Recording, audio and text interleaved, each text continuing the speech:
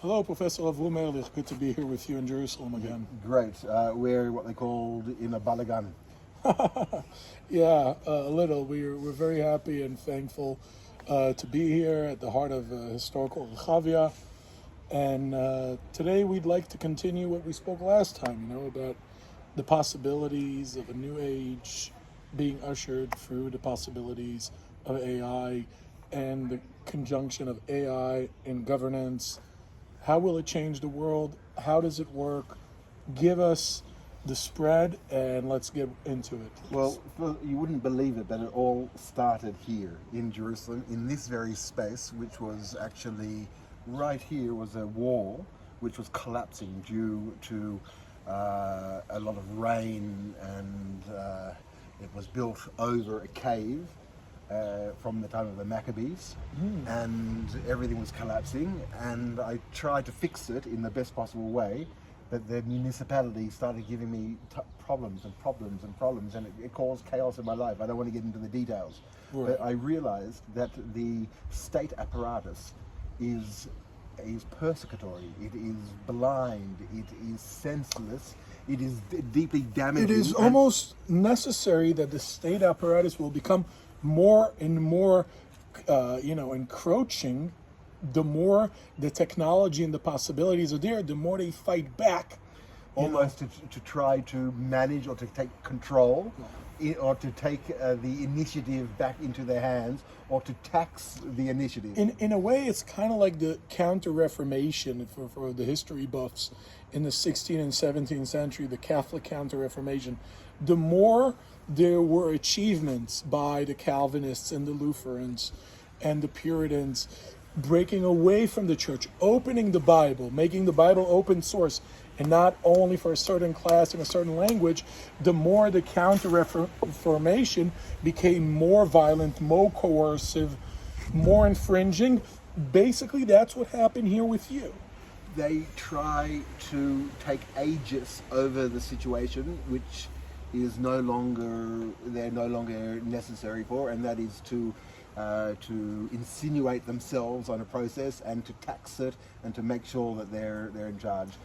That is an analogy. It's not exactly what happened to me, but it is an analogy. I understood that happens in all sorts of permeations to a lot of people, to everyone. Anyone who acts in the world is in some sort of a permutation or other.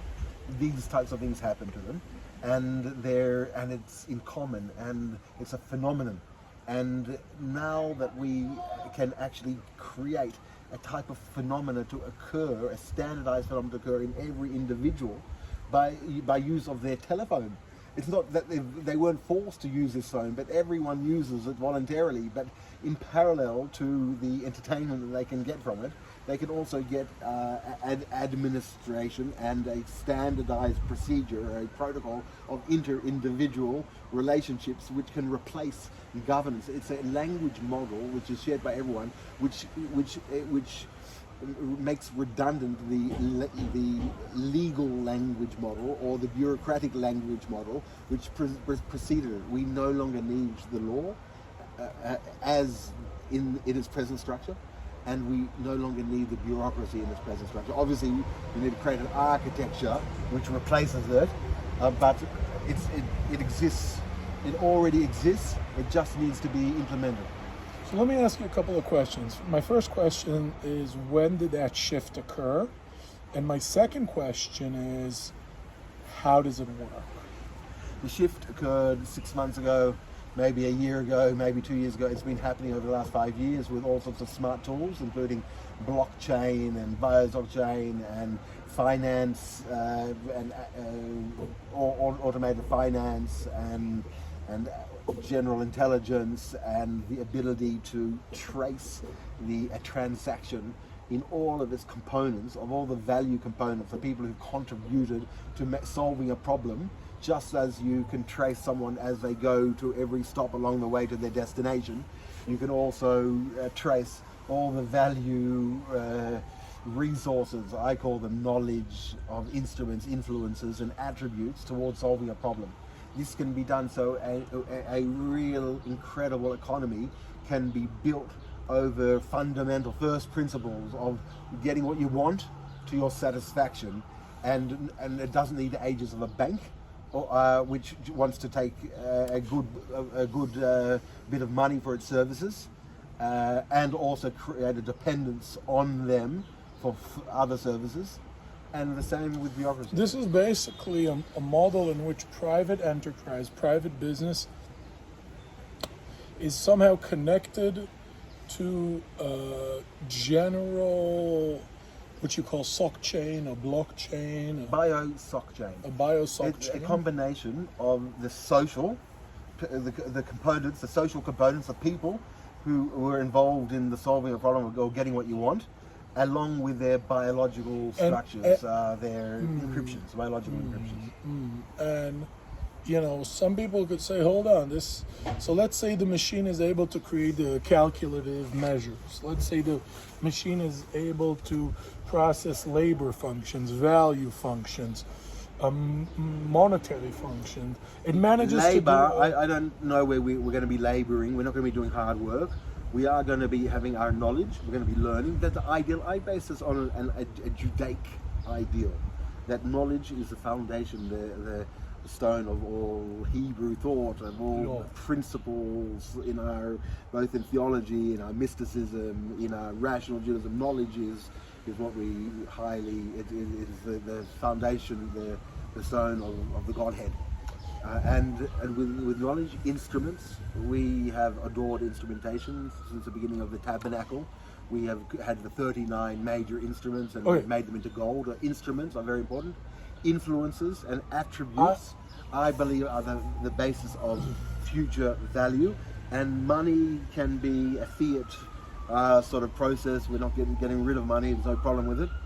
But we need to get onto first principles of what we want to our satisfaction, based on our major values, which is knowledge, our instruments, influences, that means our connections with each other, our personal connections, and our attributes, our morals. So let's try and put this into, like, I wake up in the morning, 7 o'clock, I start my car, let's say I still work in an office, I go to the office.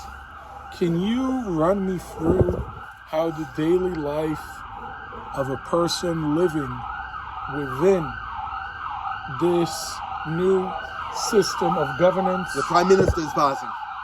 The Prime Minister, right, unfortunately. How does it work? How does this, so I wake up 7 in the morning, what is different? I go, I buy my coffee, I put gas in my car, I drive, I get to work, I open my computer, blah, blah, blah. What is going to be different in this new world? Well, it's basically one is encouraged to want. Whatever the idea is, it's actually either both a quantum idea and also a mystical idea. That the more that it is contrary to the idea of limited resources, that an economy of limited resources, that whatever, if you get what you want and I get what you want, there won't be enough for each other, therefore we have to struggle. Contrary to that idea, I'm taking a quantum, or that the more you want and the more I want, and the more you go into the resolution of your wishes, and then I'm not going, the greater the expanse of maneuverability. Who produces these mechanisms that fulfill our needs? Like, I want to go on a vacation to the Maldives. I would make a difference between your desires and your fleeting desires and your chemical desires, and your wants. Want is a high want. A want. Once you've been satisfied with you've got enough food, you've got enough clothing, you have company, or you have sex. I don't know. You can have the basic wild, the super ego's demands. Then you create wants, and these wants are your entitlement as a human being to the wants that you'd like to bring up to your Creator, to pray to God and say, do this for me, and because this is who I am, this is what I want. If you've brought me to this world, then give me the things that I want in sincerity and love, and not to hurt somebody. So I believe that there is a different type of want, and it's a very fine and refined want, and that it's really the entitlement of every human. In a way, you say that once the system is put in use, people will not necessarily abuse it and say, "Oh, I want a Maldives vacation half of the year," but will actually work on based on their own incentives to create value. Sure, but there's no problem in anyone going to the Maldives. No problems. But they make, and for that there's cash. But this system, and I also don't want to compete with the existing cash system. Oh, what is this? Oh, okay. Well, I'm sorry. Okay. Yeah. No problems. So I was saying I don't want to compete with the existing cash fiat system. I want to provide another layer, a layer of quality, which goes directly to the fundamentals of the human spirit, which is what they want to their satisfaction, and using and presuming that one, there won't be a competition. Actually, it will add a deep layer of enrich. It will enrich society, because there won't be a competition to wants. Rather, there'll be a complementary level of detail of resolution that can be mapped and lent to each other. So, and that can be done with AI. So, in a sense, what do you say to those who say, interesting? So, what you're suggesting is basically a value and want transaction system. A value and want transaction system in which that is kind of wired to supply and demand between individuals. Obviously. Within a data central environment. Data central, but data central has to be very, very important, because at the moment I'm adding it. I mean, it's impossible. Yeah, right because now, there's a monopoly over data, not only and monopoly, they're corrupting it's it. a corrupted monopoly. So basically, with contracts with all sorts of what you're suggesting is breaking large social media companies to use your data, which, whilst they give lip service to serving you and helping you out, it's not your data, and we're your data, and you have the tools to manage your data. They're using it as a pawn. Yeah. We could come to a greater protocol. Now that's the function of government, and the function of law, and the function actually of So basically, there are two levels, Professor. There are two levels. So, first level would be a governmental protocol that is much higher, much more democratic, much more open, much more direct. We don't need these really blood-sucking people in the parliament. We don't go ad hominem. We don't. It's unnecessary. We don't need them. And it's actually not as efficient. But then, and it's more expensive. Hold on. And then there's another level. Once we reform the government and we make it only necessity, and they take off the fat, cut off the fluff. Well, I don't mind fat as long as it's functional. Let's make it just functional. Let's cut off the non-functional fat. You don't do surgery now by hand. You gotta let me finish my argument. You gotta let me finish my question. Okay. Once we cut off the non-necessary fat, the fluff in government, this person, that person, we change the lawyers with AI, we change the accountants with AI. We don't need these people. We have smart protocols. Maybe, we need some of them. 10% of them, we update. And you have members of Knesset who are engineers who update, of course, based on the feedback. I agree. Feedback from the population. Once we have that, then the market is more open to new forms of societal value-driven transactions. So basically, this is a twofold system. The first system is to reform the judiciary, the finance sector, the monetary sector, basically what you call the creature from Jekyll Island, right?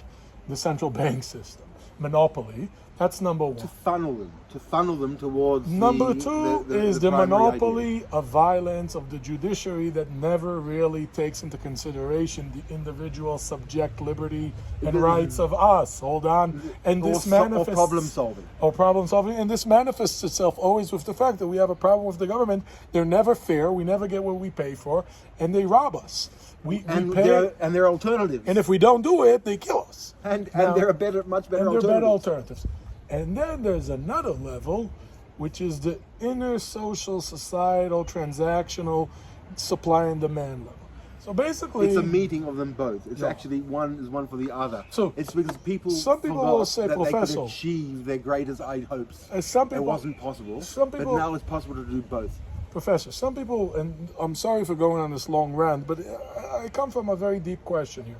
Question is, so are we talking about two different systems, or are we talking about first of all, a governmental system and then a voluntary societal system? Is the governmental system fused with the voluntary system, or are they two separate systems? Okay, well, in the past, when it wasn't really possible to get what you want, until 5 years ago, the data required to really map person's unique circumstances to all the resources and all the contacts that they may have would be incredible. But now it can be done. Everyone carries with them an iPhone. The iPhone that carries all their details with them, all their positions. You can very, very easily track all resources like a Waze to your imagination or to what you want or to solve problems. It can be done very, very easily. Is it non-contingent for me to have my satisfaction solved? Why do I need to connect my voluntary interactional supply and demand system to the new government system? Do I need to? Do they need to be united, or can they be separated? Well, that's it. It's very important that it's not a government; it's your personalized tool, and that's why I refer to it like one of the amendments of the American Constitution: the right to bear, not weapons, but the idea of to bear the ability to defend yourself, but also the ability to execute your will. And not the right to bear weapons, but the right to bear instruments. Clever instruments. That the government now cannot take away these instruments that we use. So basically, this is our government. So basically, we're using the AI as a method of institutionalizing a constitution. I call it the constitution for the individual, or it's called a constitutional framework for the individual. Because it not only uses existing law, but it uses new types of law, including protocol. I call it foundational protocol, or inter-AI foundational protocol. So in that sense, there's can be always movement and fluctuation from I want X transactional voluntary system or W transactional voluntary system. In both cases, when it comes to the government monetary protocols, we're all in line, like citizens of any country, to the government voluntary protocol, but we could choose different types of voluntary interactions that connect to that protocol, in which we have the right for our privacy and the right to bear I AI. think the system, like political parties, will start forming alliances based on the nuances of how exactly they want it. But it is going to be AI based and based on what you want. I think that we should put these as constitutional foundations. That all the huge mass of data and the huge bureaucracies and all the proxies and all the cynical and institutional and financial organizations should be leveled out, and in a way that humans, individuals, and it should be on an individual and a soul based, if you forgive the religious terminology, the soul or the heart, that on an individual basis, that people get what they want, and that is the basis of value, and also the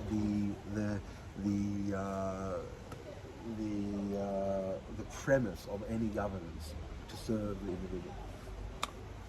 Very, very interesting. Maybe we can make a stop here, and we can continue soon. Okay.